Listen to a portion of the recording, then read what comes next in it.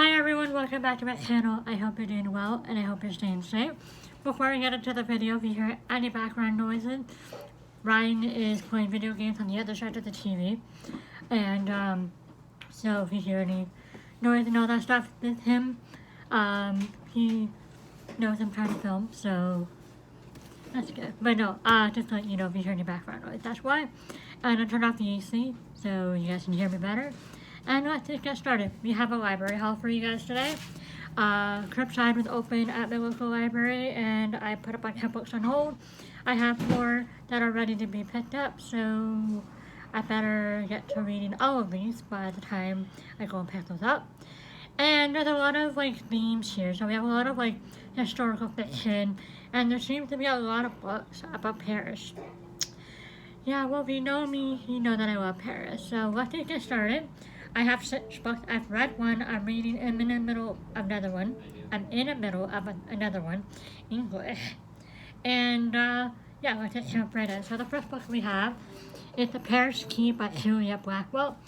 I've heard of this book for a while now. I don't know when it was released, but I've heard really good things about it, and I thought I'd give it a try. I did read a little bit of it, about 20 pages, and I did enjoy what I've read. But I'm really excited about this. I'm excited about pretty much all of these books. Another book we have here is The Spanish Promise by Karen Swan. I'm currently reading The Hidden Speech by Karen Swan, and I've read a couple others by her. I really love Karen Swan's writing. It's very atmospheric, and it's very just, to me, when I write a book and review a book, it's about my enjoyment of it. So I like to say I really enjoy her writing and her novels. I mean, I'm the things that I don't like in some books, but yeah, Karen Swan, I really like her, and I got another one of her novels.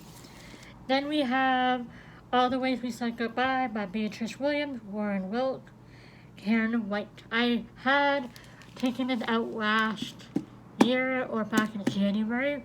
I started it, didn't finish it, so I thought I would get it again and hopefully finish it this time. I think I was halfway through it.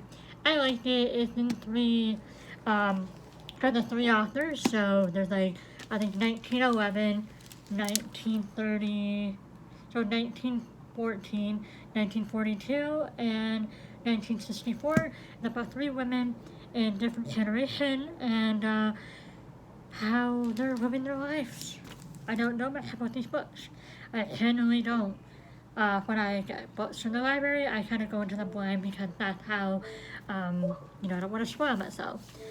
An author that I always love her books, and I'm really excited about this one, is Theo Paul, Another Woman's Husband. Her books are usually based on true events.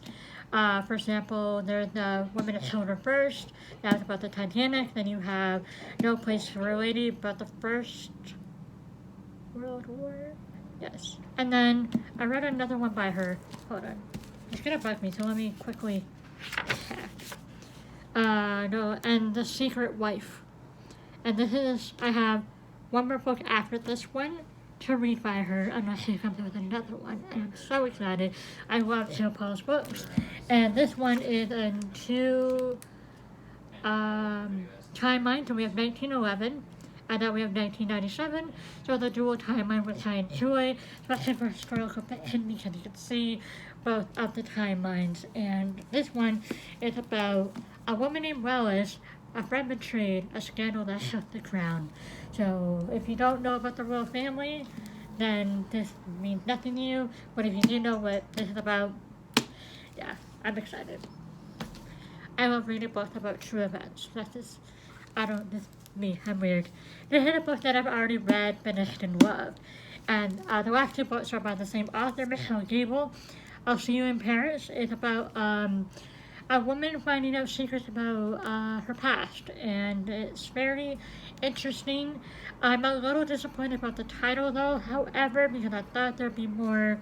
I don't want to spoil anything away, not a book review, but I thought it'd be more in Paris than it was, but I did really enjoy it and I gave it 5 stars.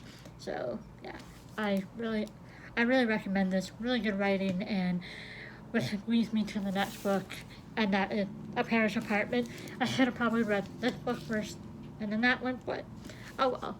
And this one is A Paris Apartment by Michelle Gable. I'm 83 pages in, and this book is the book that anything related about old apartments and finding out the history of what happened in an apartment. That's like my favorite book. I've read another book about that, like somebody going through an old apartment or they stayed in an old apartment and they found some like secret, and I love that. It's so mysterious and it's so like interesting to me. So this one I'm really loving, and it had all the Paris wives in this, so I'm happy about this one.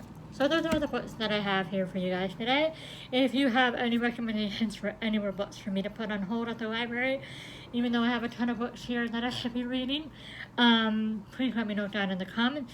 If you've read any of these books, please let me know as well what you thought of them. I will put a list down in the description for you guys. So if you can understand me or anything, it'll be down in the description for you. All of my social media links will be listed down below. Also, my cat, Theodore, my baby, my kitten, he has an Instagram page. I'll link that down below for you guys if you want to give him a follow.